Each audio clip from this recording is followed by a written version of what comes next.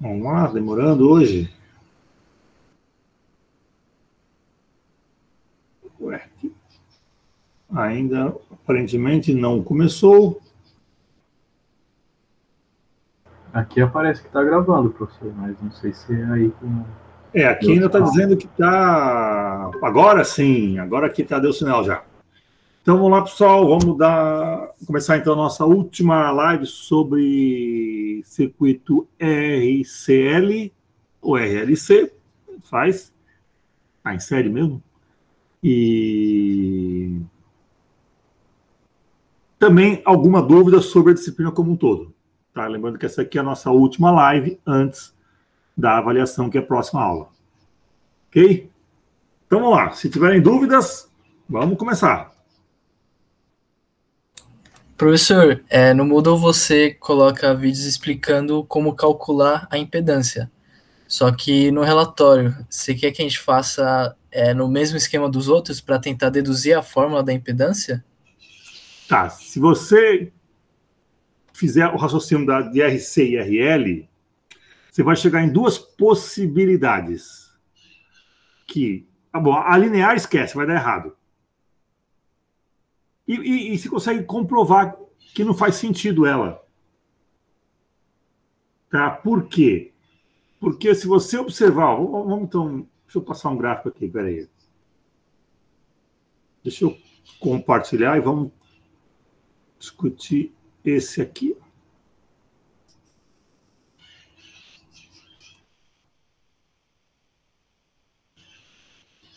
Tá, então esse gráfico aqui, ó. Vem então.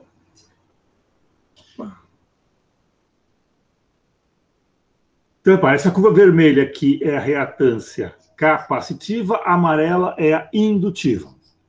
Em algum lugar elas se encontram, e não é à toa esse lugar justamente onde elas se encontram, a curva verde, que é a impedância, é mínima, e a impedância vale igual a R, e isso corresponde à corrente máxima. Então, é um ponto especial, é o ponto da frequência de ressonância. Mas vamos supor que você queira propor um modelo que diz que Z, resistência equivalente, ou impedância, mais correto, é igual a R mais XL mais XC. É uma primeira proposta que eu acho razoável. Se tem resistor, capacitor e indutor em série, então o efeito total deve ser o efeito resistivo, então R, mais o capacitivo XC, mais o indutivo XL. Mas esse gráfico aqui derruba essa hipótese, porque olha só, quando XC igual a XL, que é esse pontinho aqui, ó, esse cruzamento, a soma de tudo, a impedância, é igual a R. Então não pode acontecer, não pode ser R mais XC, porque eles são iguais, da R. A não ser que se XC, reatância, capacidade fossem zero. O que não é zero, ela é quase aqui 1800. Então esse modelo não funciona. Você poderia propor, então, Z igual a R mais XL menos XC, ou XC menos XL. Esse modelo até poderia avançar. Mas vai dar uma porcaria. Então vamos para o modelo quadrático, que sobram duas possibilidades. A primeira é o Z2 igual R2 mais algo ao quadrado. Esse algo pode ser XC menos XL ou XL menos XC. Porque está ao quadrado, então o sinal vai ficar positivo do mesmo jeito. Com esses dados, a gente não consegue saber qual das duas formas é correta. Seria de uma informação a mais para poder saber qual dos dois modelos tem mais sentido. E o correto é XL menos XC. Tá? Então, a análise desse gráfico já me elimina aquela ideia de que poderia imaginar Z2 igual a R2 mais XC ao quadrado mais XL ao quadrado. Não dá. Somar, não dá. Eles têm que, em algum momento, ser zero. Um igual ao outro tem que ser zero. Então, eles têm que ter sinal opostos.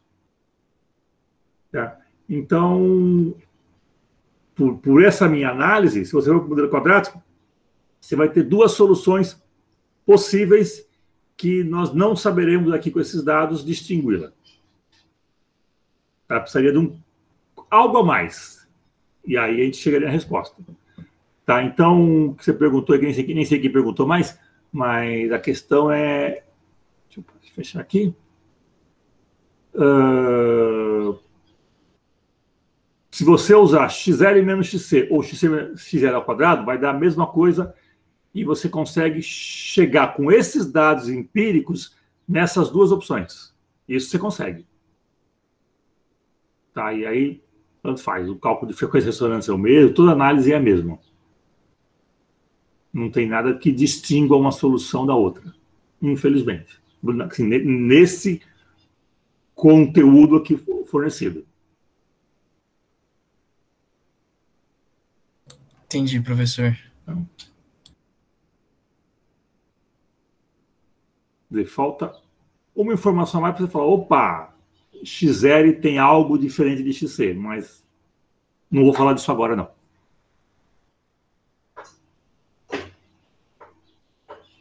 O que mais?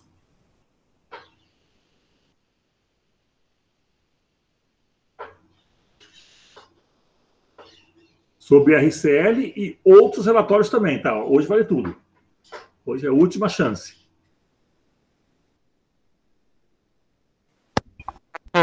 Eu tô com dúvida na parte de demonstrar os valores em radianos, como expressar tais valores do ângulo de defasagem. Como converter graus em radianos? Nesse caso, eu teria que converter os radianos em graus, certo? Porque você me dá os valores de φ em radianos.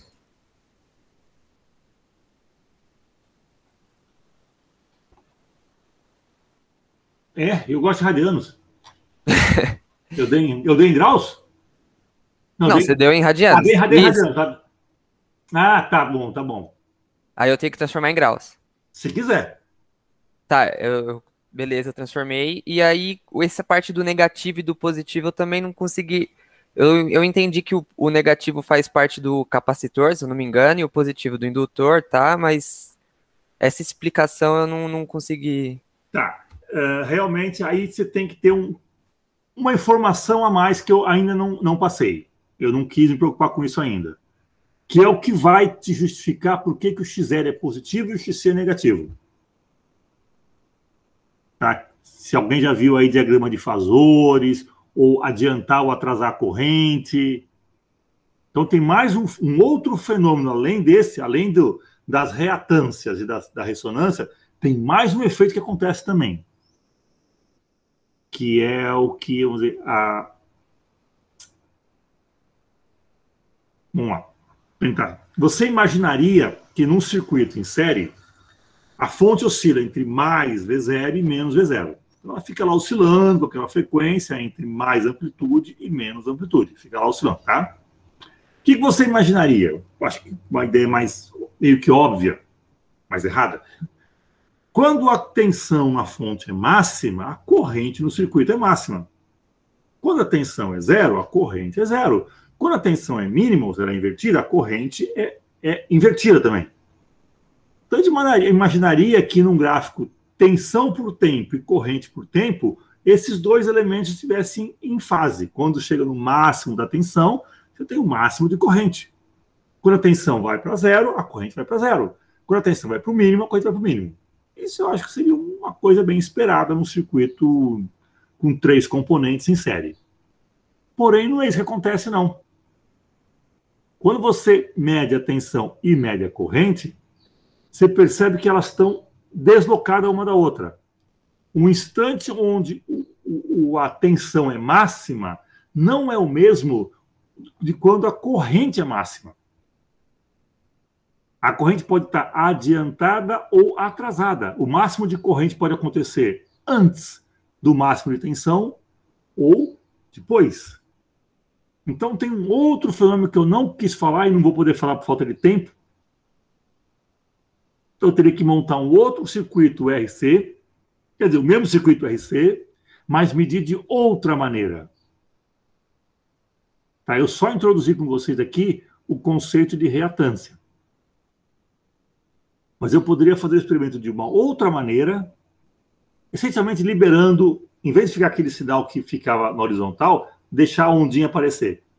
E discutir um outro fenômeno, que não dá tempo de fazer, né, pô? Já acabou a disciplina já, não dá mais. E aí você explica por que essa parte negativa tem a ver com o capacitor e a parte positiva tem a ver com o indutor. O que você pode observar nesse gráfico de fase é algo talvez curioso. Você fez em grau, não é isso? Então, quais são as duas assíntotas para frequência tendendo a zero e frequência muito grande? Chegou alguma conclusão aí ou não? Na verdade, eu fiz o gráfico em radiano, só que eu transformei só o valor máximo de cada para grau. Tá, e deu Entendeu? quanto? 86 graus, mais ou menos. Ou seja, tende a que isso aí? Tende a chegar no 90 graus? 90 graus, π sobre 2. Aquele 1,50 e pouco, 52, né? É o π sobre 2.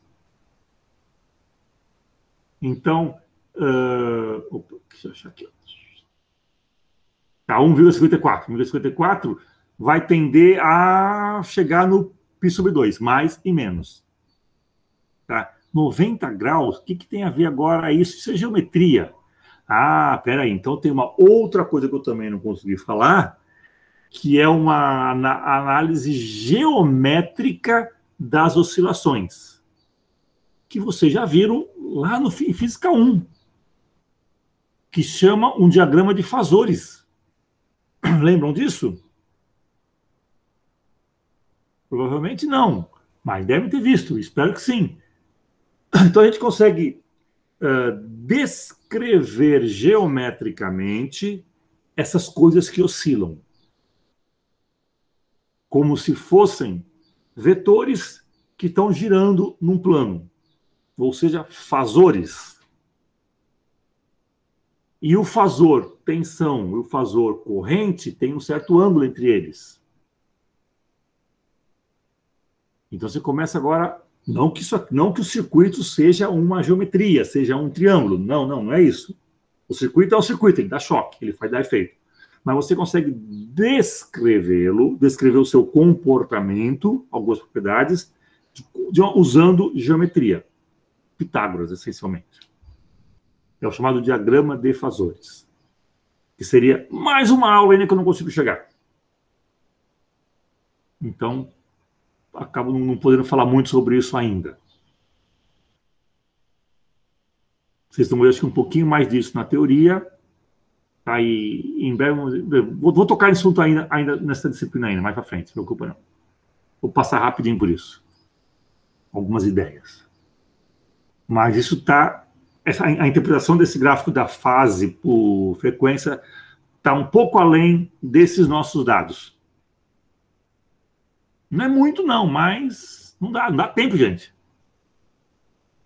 Se eu tivesse aqui um ano de disciplina semanal, já estaria lotada a disciplina de coisas a fazer. Então, não dá para colocar tudo que eu quero, tudo que seria legal. Temos que filtrar algumas coisas. Tá, então, essa explicação, quem te perguntou, João Vitor, não sei daí. Luiz. Luiz, não vai ficar tão claro assim, não. Tá, entendi. Mas tem a ver com isso, que o capacitor ele vai atrasar e o indutor vai adiantar a corrente em relação à tensão. Certo, obrigado, professor. Os sinais, eles defasam um do outro. Os máximos acontecem em instantes de tempo diferentes.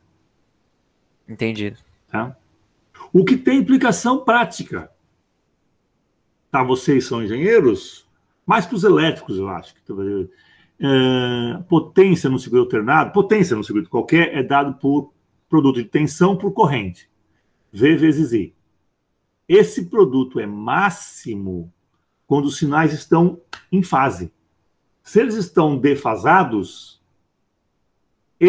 a potência entregue não é máxima. Portanto, você não vai conseguir produzir todo o trabalho necessário ou possível com a tua máquina. Então, o motor funciona pior. Você paga muito na conta de luz, mas usa pouco na linha da máquina lá. Tá? Esse problema é o chamado fator de potência, que acontece na casa de vocês. Pega uma lâmpada LED qualquer lá, vai aparecer lá, fator de potência. Geralmente ele está em torno de 0,7. Tá? Bom seria se fosse 100%. Se tudo aquilo que você paga vira luz. Mas não é bem assim. Muita coisa que você paga, você não ilumina a tua casa, mas pagou.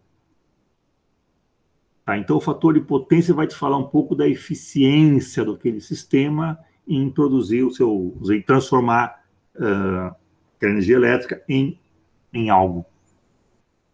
Né? Então você não consegue aquele, da mesma forma que foi lá nos geradores, aquele rendimento de 100%. Agora no mundo doutorado vai chamar de fator de potência. E o que fazem os engenheiros elétricos, dentre outras coisas, numa empresa, é tentar ajustar o fator de potência na empresa.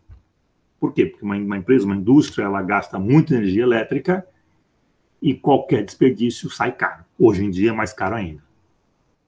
Em termos residenciais não é tão crítico assim, mas em termos industriais é muito crítico.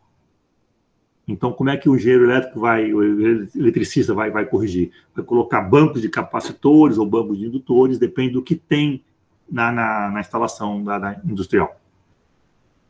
Então, ele corrige o fator de potência. No fundo, significa a diferença entre o que você paga e o que você produz. Então, isso acaba sendo bastante importante para o engenheiro, para o empreendedor, para o dono da fábrica. Mas está um pouquinho mais para frente ainda, não consigo chegar lá, não. Nem transformador, nem nada. Então, hora de botar o pé no freio já e parar a disciplina aqui mesmo. Tá, mas tem muita coisa ainda legal para discutir, teria, né? Então, eu vou ficar devendo também essas informações. O que mais?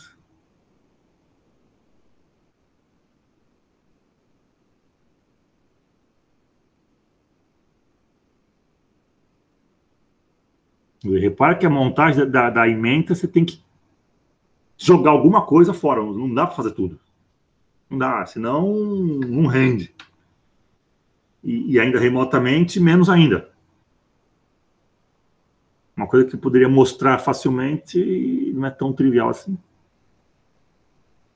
Mas vai ter um jeitinho, logo, não se preocupa não. O que mais? Professor, eu estou tendo um pouco de dificuldade para visualizar o limite da função de φ. Porque eu não sei se eles chegam numa constante ou se vão crescendo. Com os dados eu não consigo visualizar. Tá, não, com os dados você pode desconfiar que eles vão lá em 1,54, mais ou menos. Tá, que é o 57 é o π/2. Eles tendem assintoticamente a isso aí, a esse valor. Entendi. Ou a mais ou menos 90 graus. Tá, é que o graus não é preconceito, mas a unidade do sistema internacional para ângulo é o radiano, que é uma unidade adimensional, se eu não estou errado. Não é isso mesmo. Por quê? Porque a definição de radiano é interessante. Você pega lá um disco de raio R e aí você caminha pela circunferência R metros, R distância. Esse arco aqui, formado por raio R e um arco R, esse raio aqui que é R dividido por R é 1 radiano. Mas se você divide uma distância por uma distância, a unidade desaparece, né? Fica adimensional. Então, o radiano é uma unidade, vamos dizer assim, adimensional, no sentido que ela te lembra, te avisa que está falando de coisas angulares. Mas ela é uma coisa adimensional. É meio louca, mas é interessante. E a unidade oficial do sistema internacional. O grau é tolerado. Bom, mas é cultura geral. E é muito mais fácil fazer conta com radiano, tá?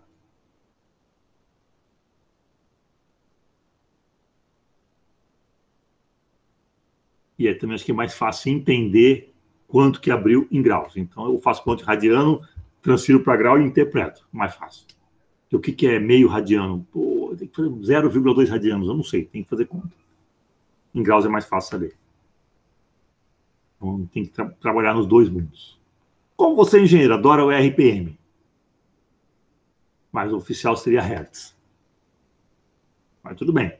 Faço os dois, conhecendo os dois, você dá bem em qualquer lado.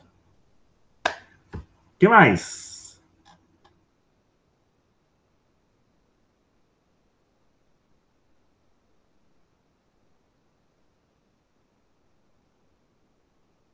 Já estão craques em propagação de certeza, fazer gráficos, interpretar. O que mais estão? Médias, desvios, essas coisas todas. Estão craques em tudo isso já. Espero.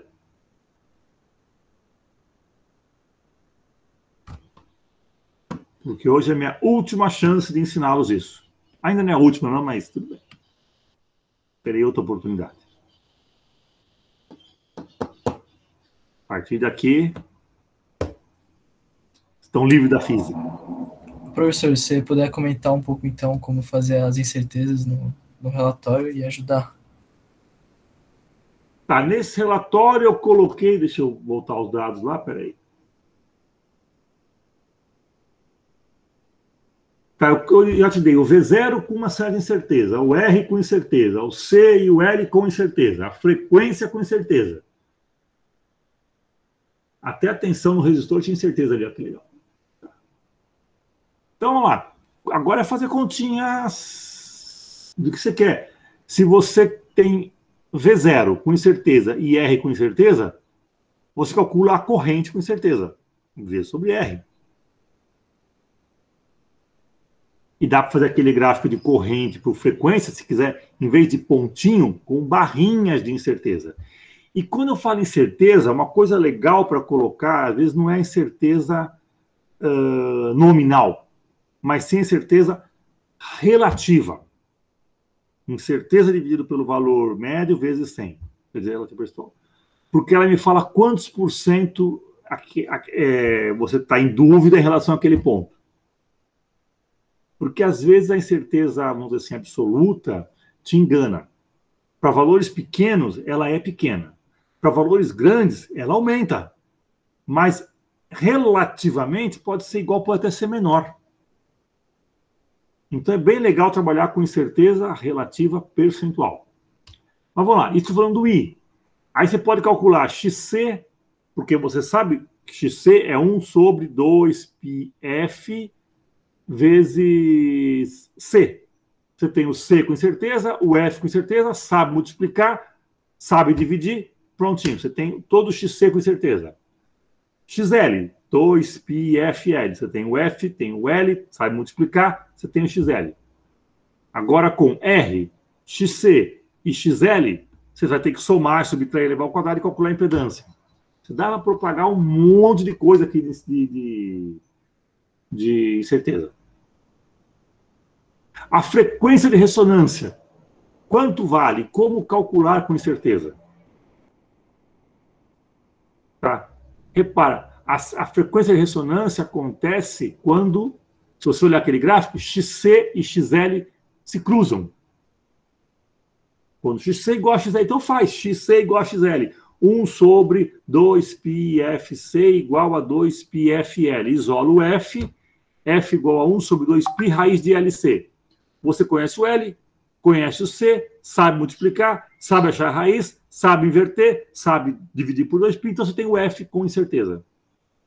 Então dá para fazer dá para brincar tudo com continha simplesinha, aí, nada complicado, não. Mais complicado seria a impedância. Quiser.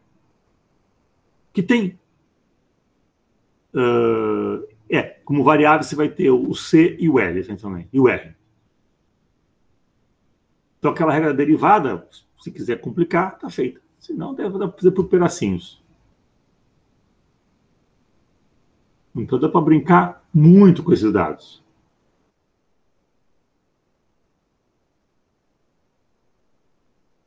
falta coragem, né? Porque aí é braço,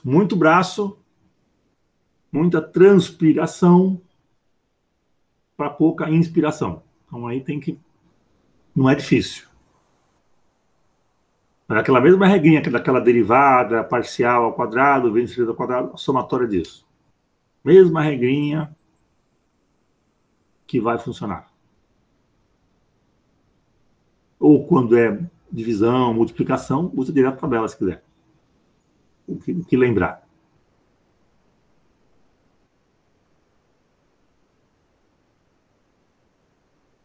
O que mais que tem aqui ainda?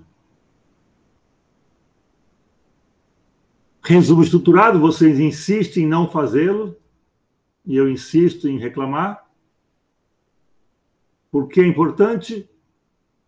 Não porque é a única forma, é a melhor, é a pior, é obrigatória. Não, não é isso. A minha ideia, quando eu peço resumo estruturado, qualquer estrutura, contexto, um problema, um objetivo, que é realmente resolver o problema desse contexto, um método, resultados, análise e conclusão. Por que eu gosto de botar essa estrutura? Porque se você é capaz de identificar cada parte de todo esse monte de conteúdo, né, se você consegue dominar essa estrutura, então acho que você entendeu o suficiente para não seguir a estrutura. É bom você saber todos os detalhezinhos e falar, agora eu vou fazer do meu jeito. Por quê? Porque eu sei. Tá? Então você vai escrever um texto que tenha tudo isso com o teu estilo. Mas até chegar nesse ponto, tem que fazer passo a passo. Nós estamos começando aqui passo a passo. Então, quando você aprender toda essa estrutura, você pode criar à vontade. Aí você se vira. Mas até lá, tem que ter uma estrutura, tem que ter um método para chegar lá. Essa fase de treinamento é chata. Tá? Depois você vai fazer espontaneamente.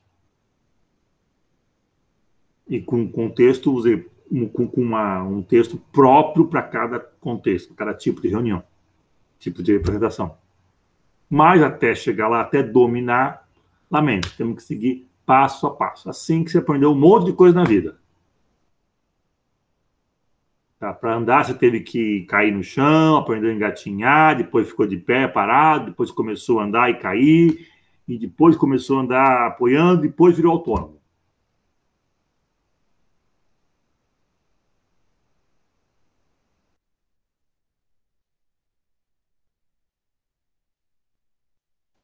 Então foi passo a passo, chegou no lugar. Bom, agora você improvisa, dança, corre, faz o que você quiser. Tá, então você tem que aprender as 4 operações, primeiro a soma, depois a subtração, para poder agora integrar e derivar brincando. Mas começa passo a passo, depois você improvisa, depois você faz de cabeça. Aí no começo é assim. Então você quer tocar música, vai ficar tá doendo os dedos todos. Até depois você improvisar e nem perceber que está mexendo o dedo. Então, para chegar lá, tem que ter começado de algum jeito. Então, eu encho o saco do resumo estruturado por isso.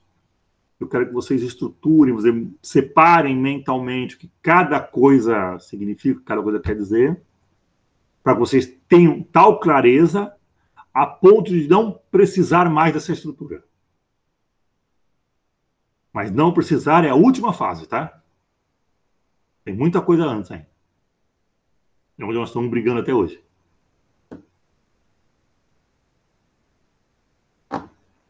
Aí tabela, gráfico, análise. Bom, análise de gráfico, já fizemos a disciplina inteira, análise de gráfico, né? Estamos brincando muito com isso, dados, gráficos. O que nós pudemos fazer no mundo remoto. Tá? Interpretarmos, dar sentido a esse mundo de número, curvas, máximos, mínimos, tendências e tudo mais. O que mais? Professor, eu tô com uma dúvida em relação ao cálculo da corrente máxima, que você fala com R, V0, C e L, né? É para usar a impedância, porque daí eu mostro que não tem, vamos dizer que as reatâncias vão se cancelar, né? Mais ou menos, e aí vai ter só o resistor. Sim, é o que você observa naquele gráfico de resistência, reatâncias, impedâncias por frequência. A impedância mínima vale quanto? Vale R. O que significa isso?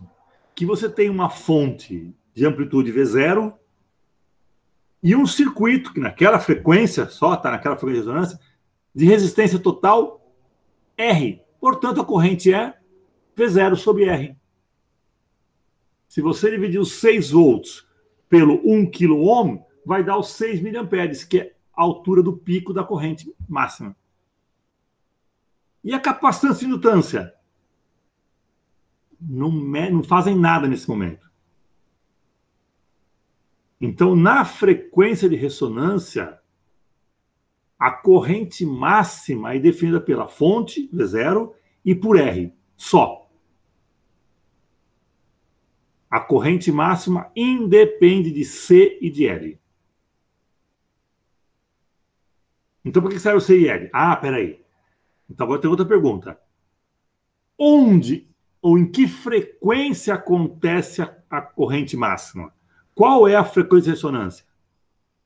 Se você fizer XL igual a XC e fizer a continha, você mostra que a frequência de ressonância é igual a 1 sobre 2π, que é um número, sobre raiz de LC. Então, a indutância e a capacitância definem qual é a frequência de ressonância. Em qual ponto daquele eixo está a corrente máxima. Mas quem define o valor da corrente máxima é o V0 e o R. Então, a LC localiza a frequência e o R te fala quão intensa é a corrente. É o que você basicamente faz numa mesa de som, num equalizador, meio pré-histórico, mas tudo bem. Já viram aquele equalizador com várias trilhas? Muito como em música, cada trilha é uma frequência. E você pode aumentar ou diminuir a resistência, o R, a amplitude, se você quer escutar mais grave ou mais agudo. Você consegue filtrar cada frequência dessa. Por quê? Porque nesse gráfico aqui, nesse gráfico de ressonância, repara, aqui em frequência baixa, tudo é bloqueado, muito é bloqueado. Frequência alta, muito é bloqueado. E no meio, aquelas frequências que estão em torno da frequência de ressonância passam com facilidade. As que estão mais longe, não. Então, o circuito RCL, série, é um filtro passa-banda. Ele bloqueia frequências baixas, bloqueia frequências altas. Só passa uma banda, só uma faixa. E se tivesse em paralelo, seria o contrário. É um filtro corta a banda. Passa a frequência alta, passa a frequência baixa e não passa frequência intermediária. Você consegue brincar agora com filtros. E eu posso falar que quem corta em frequência baixa é o capacitor e em frequência alta o indutor? Sim. Por causa da similaridade do gráfico, né? Sim. Tanto que, repara, como a função da reatância, vamos dizer, o comportamento da reatância capacitiva não é igual ao da indutiva, um cai hiperbolicamente, outro cresce linearmente. Tá? A curva de corrente ela é assimétrica. O capacitor rapidamente cai a reatância capacitiva, se ele bloqueia muito no começo e daqui a pouco quase nada. Então a curva rapidamente sobe da corrente, enquanto no capacitor ela cai mais lentamente, porque o efeito do indutor é linear. Então há uma assimetria, porque os componentes que dominam frequência baixa, como você falou, capacitor, frequência alta, indutor, não são, vamos dizer assim, iguais. Então a assimetria também tem a ver com esse comportamento. Entendi. Valeu, professor. E você pode brincar daquela curva de ressonância. Se você pegar a largura do pico, a meia altura, pega a altura, divide por 2, pega essa largura aqui. Ela pode ser mais fina ou mais larga, depende do valor de R, C e L que você coloca. Por que isso é importante? Repara uma frequência, por exemplo, de uma rádio. Vamos chutar, acho que é FM. FM, se eu não me engano, vou chutar lá, tem uma rádio, 91.2. A seguinte é 91.4 MHz. E a ponto 3? Não tem. Você tem um intervalo de 0,2 em 0,2 MHz, que é a largura, vamos dizer. Uma estação está em 94.2, em torno dela. Pode ser um pouquinho mais, um pouquinho menos, mas só um pouquinho mais, um pouquinho menos. Porque a 94.4 tem que ser outra faixa. Elas não podem, vamos dizer assim, sofrer um overlap, sofrer uma sobreposição. Então você escuta duas rádios ao mesmo tempo. Elas têm que ter uma banda fininha, elas têm que emitir naquela banda e você tem que captar naquela banda. Uma rádio de cada vez.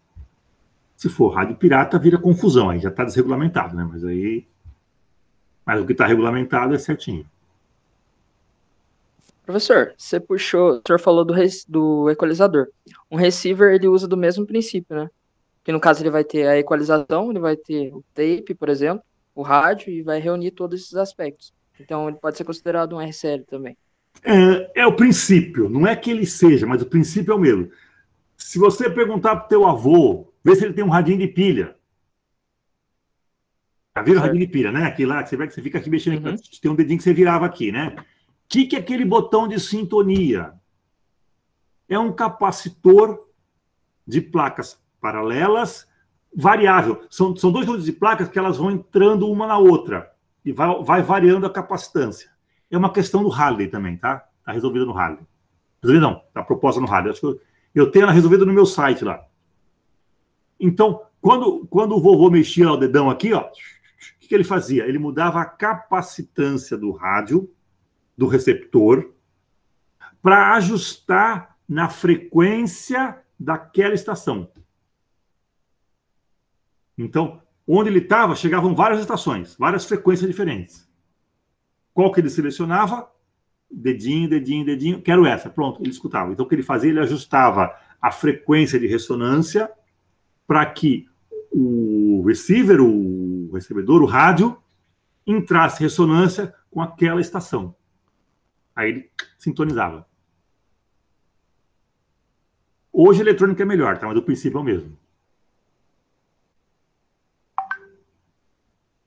Tá?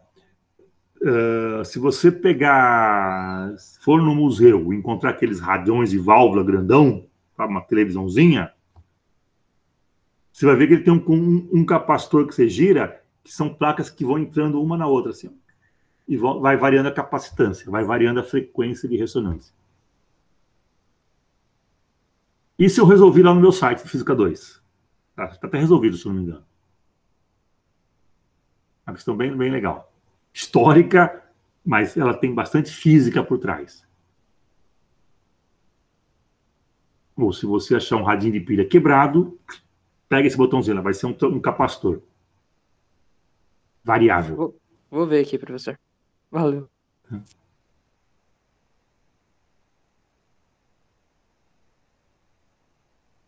Que mais?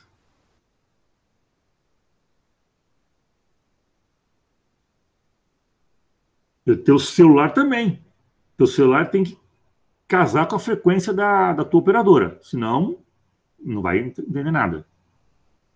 Com Wi-Fi, tem que casar com Wi-Fi. Senão, você não recebe sinal nenhum.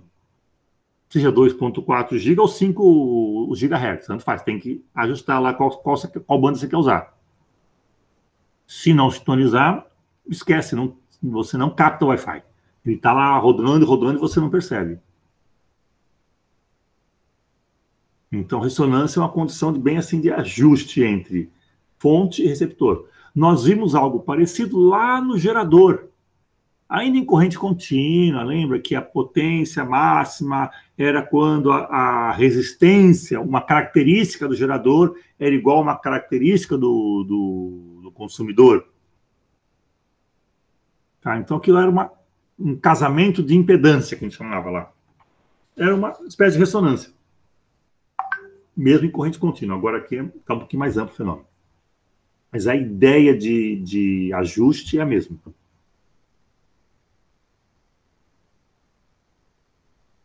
que tem ressonância elétrica, mecânica, acústica, né, que é mecânica, e vai embora. Isso tudo. Ressonância é uma condição muito especial, muito legal. Que serve para produzir efeitos bons e maus. Se você tem um pneu desbalanceado lá no carro, e conforme o carro gira, a roda gira, se a rotação estiver na frequência de ressonância daquele pneu desbalanceado, a direção começa a tremer. E incomoda mesmo. Então, você tem que fazer, ou você reduz a velocidade, reduz a rotação, ou a frequência, ou aumenta a frequência. Ideal, vai lá no posto e balanceia teu pneu logo, né, pô? Para não ficar quebrando o carro todo. Mas aí incomoda muito isso.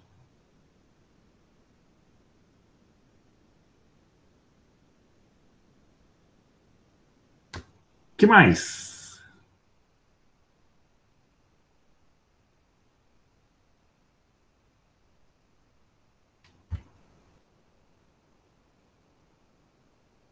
Tudo certo? Tudo pronto?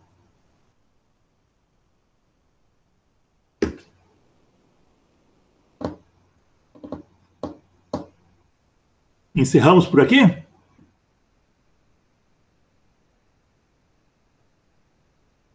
Por mim é isso aí, professor. Então vamos fechar a live aqui, deixa eu parar de gravar, para a gente continuar a vida. Vou parando aqui, tá?